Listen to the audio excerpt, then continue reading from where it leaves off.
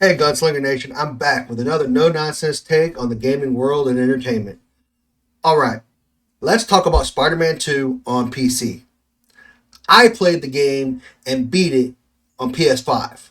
So I've got a lot to say about this one, and judging by the Steam charts, I'm not the only one raising eyebrows about this game and how it's doing.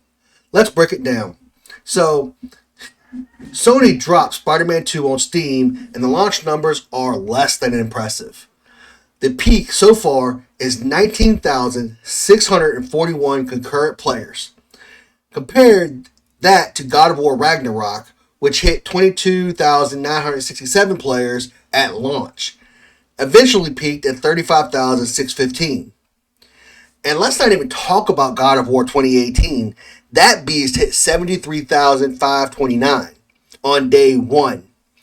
Even Spider-Man Remastered peaked at 66,436 when it landed on PC in 2022. So what's happened here?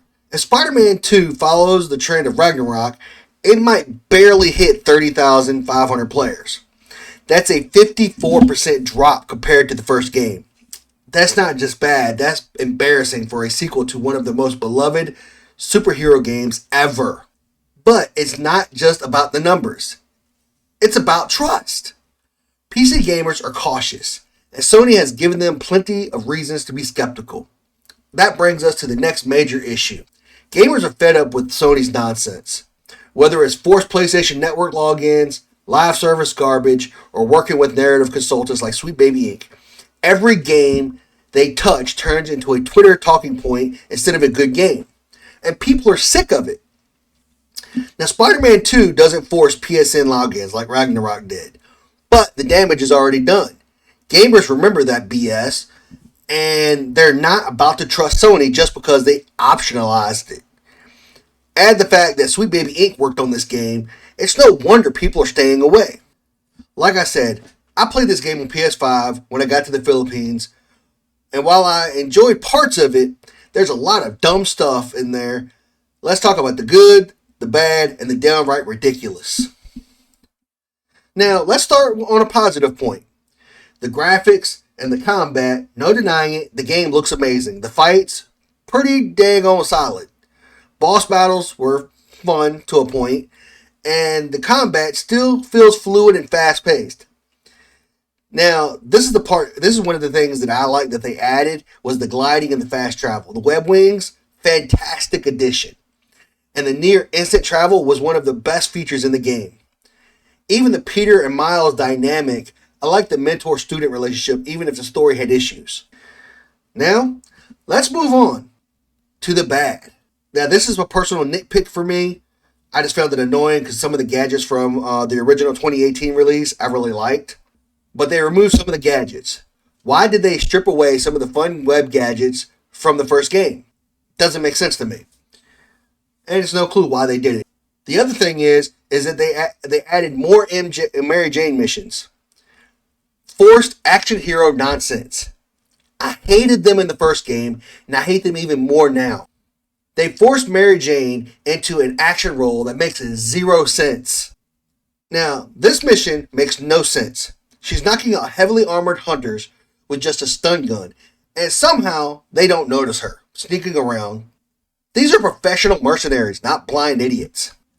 Now, let's move on to the boss fight with Peter. She literally gets taken over by a symbiote, and she fights Peter and emasculates him and tears him down the entire time. And he apologizes throughout the entire thing. Like, I'm so sorry. Oh my God. I'm sorry. I'm going to say it. He sounded like a little bitch. And then we got to move on to right before she gets taken over by the symbiote. And Mary Jane's protecting Peter from Venom. Peter has literally been thrown through walls.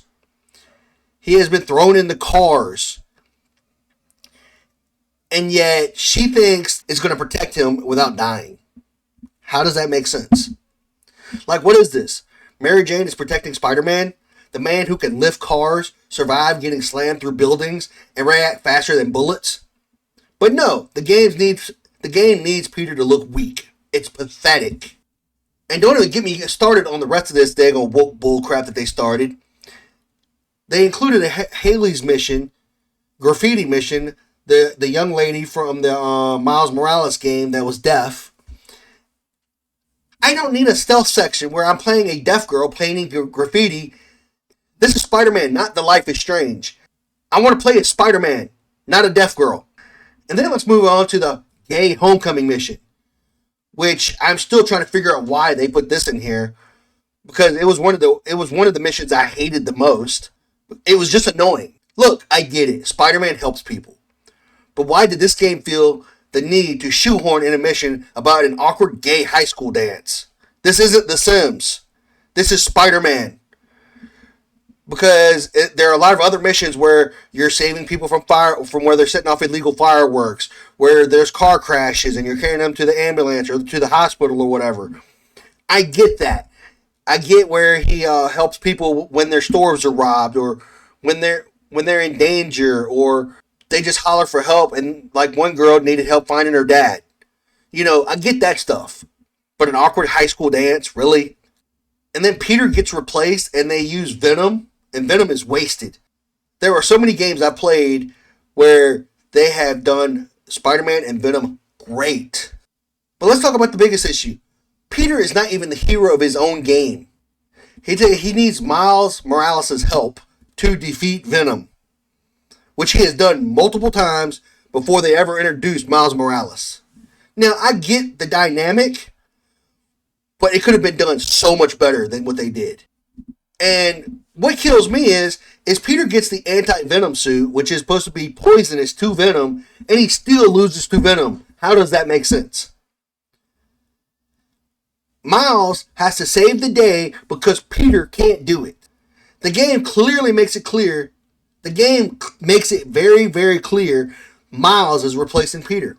And this isn't just a speculation. Insomniac is pushing the narrative on purpose. They're phasing Peter out. They are phasing Peter out just like Hollywood does with every legacy character. So, I'm grateful personally that I got the game when I bought my PlayStation 5. Because I don't think this game is worth $70. Is Spider-Man 2 a bad game? There were aspects of it that were fun, I'll admit. And there were a lot of aspects I liked, but a lot of these missions with Mary Jane, Haley, and Miles having to defeat Venom was just crap. This game might be worth $20 for a good playthrough. But between Sweet Baby Inc., forced diversity missions, and Sony's declining reputation in gaming, it's no surprise this launch is struggling. Insert screenshot of Steam player numbers again for emphasis. If Sony doesn't start listening to actual gamers instead of Twitter activists, their PC releases are going to keep flopping. Because I'm really upset about this, because I loved Spider-Man 2018. I personally enjoyed Miles Morales. I like the different take on it. The fact that there was a Spider-Man in place, even though Peter kind of went on vacation with Mary Jane. I like that idea. But their execution of this one was crap. So what do y'all think? Have you played Spider-Man 2? Are you skipping it? Let me know in the comments. I'd love to hear your thoughts on this game. But I'm going to leave it there. I appreciate y'all tuning in. And until next time, keep your eyes sharp and your aim true. I'll see y'all next time.